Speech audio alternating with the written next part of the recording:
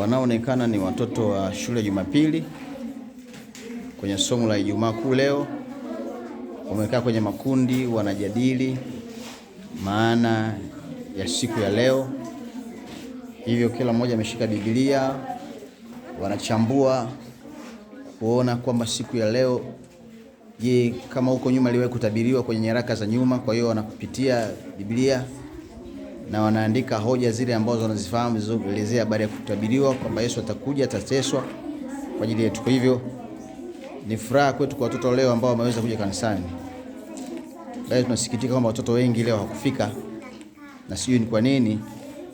Na hii sasa ni changamoto kwa wazazi ambao hawakuwahimiza watoto kufika kanisani leo.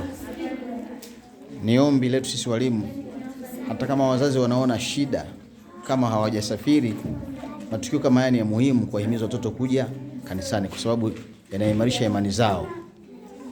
Kwa hiyo asante kwa wazazi ambao mmewaleta watoto leo na pia mmewaacha wameshiriki na wenzao, lakini leo wamekuwa na kipindi cha kufunga mpaka hapo saa 10.